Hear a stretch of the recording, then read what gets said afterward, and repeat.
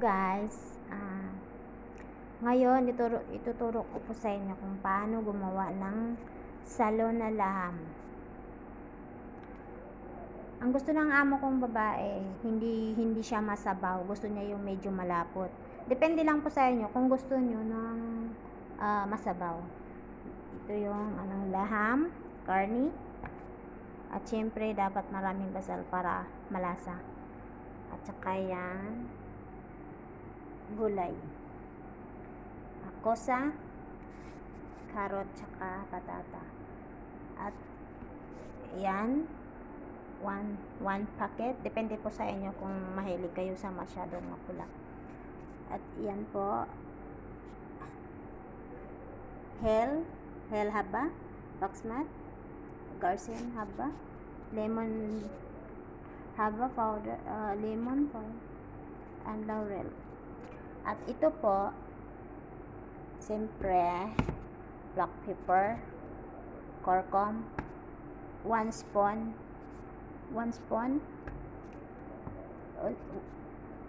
Ito, spoon na maliit kasi maanghang, diba?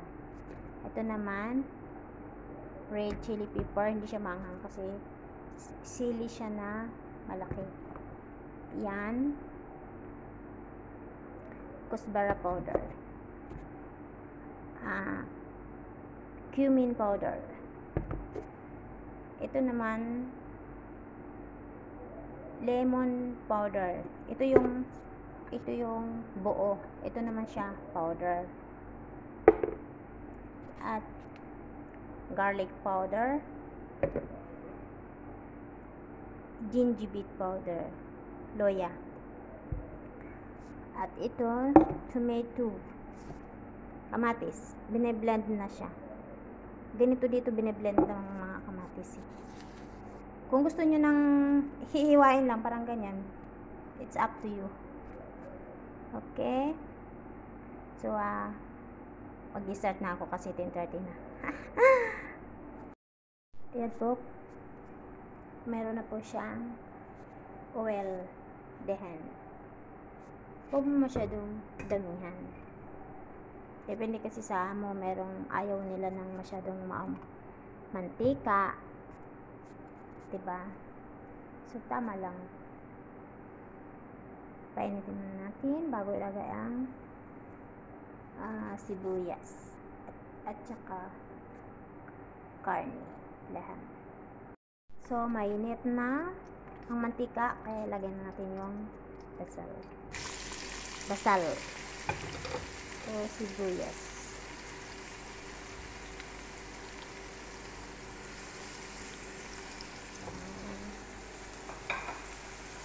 So, hayaan nyo siyang malutong konti. At isusunod natin yung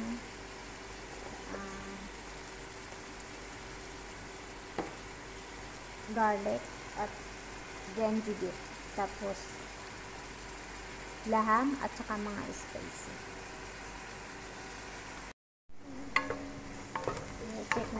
Check po natin kung okay.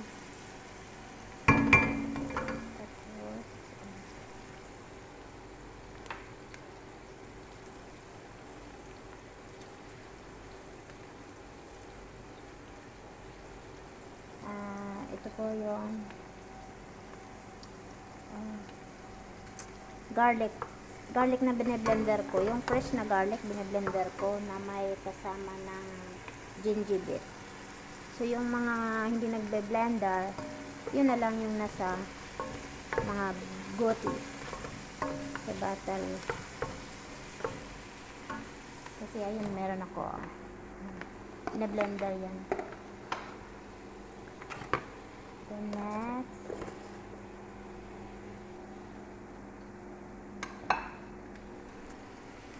ito, lagay na natin siya. Tapos, susunod natin yung laham.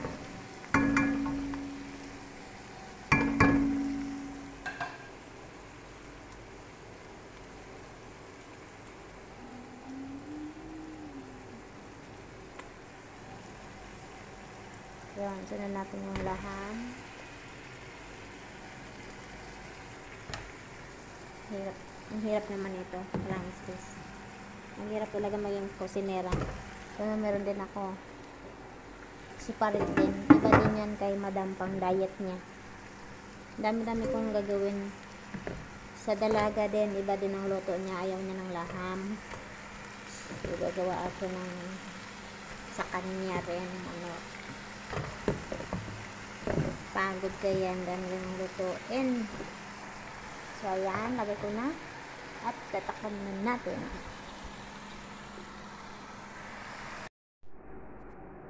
Buksan na.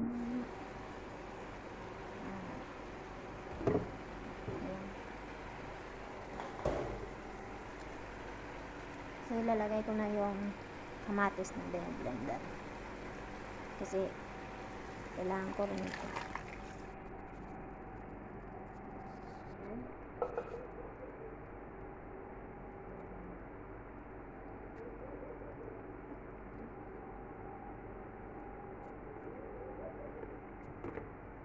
Mga spicy powder. Ako hindi ko na kinukutsara, tinatansya ko na lang.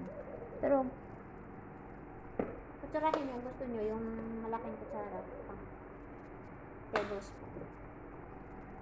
Ako tinatansya ko na lang. Kasi sanay naman ako mag-tansya.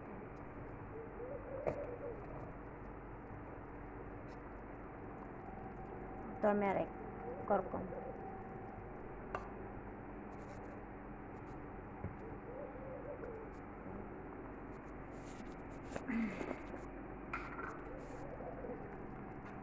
Red chili. Hindi naman masyado maraming nilagay ko. Parang isang kutsara lang din. Hindi lang ako nagpukutsara. Tsaka black pepper powder. Yan, meron akong maliit. Hindi malaki.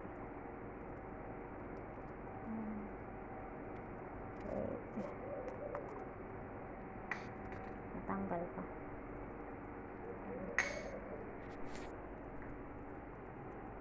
At ito yung tomato paste. I-add nyo na lahat. Kasi, siya rin naman eh.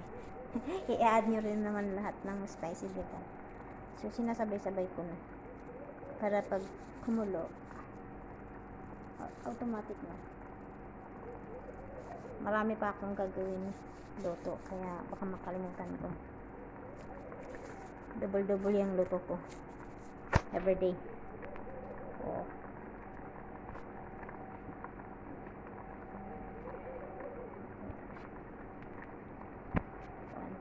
Ush. Ano paket? Nahulog pa. Hirap talaga. So, next natin.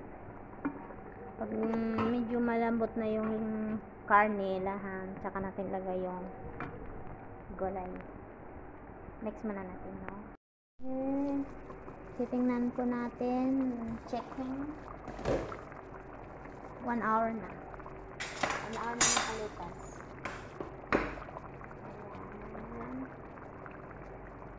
So, ilagay na po natin yung mga gulay. Meron na po siyang nilagyan ko na rin po ng siyempre asin, salt, tsaka para masarap, lagyan nyo rin ng Maggi. Nilagyan ko ng Maggi 2 pieces.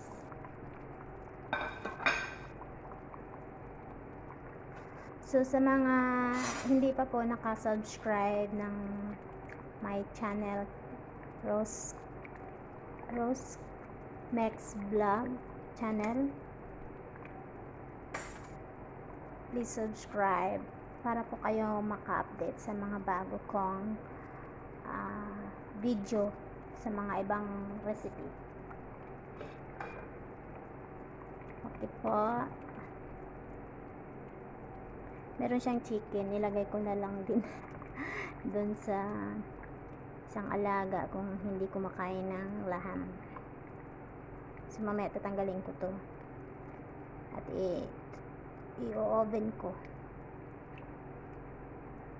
Nilagay ko lang siya para malasa din. Siyempre, mga Pinoy utakan. Joke. Bye. See you my next vlog recipe. Don't forget Roast Max Vlog channel. Check mo ulit natin.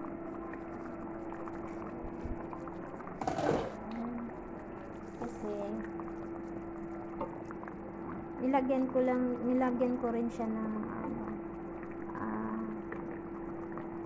cauliflower. Sa Arabic is Sara. I-add ko siya yung kusbara, pahuli, para siya mabango. Yan, luto na siya, luto na. So hayaan ko na lang siya ng konting apoy. Ayokong patayin kasi para sobrang lambot na yung karne. Saka wala pa naman. That's it. Tapos na.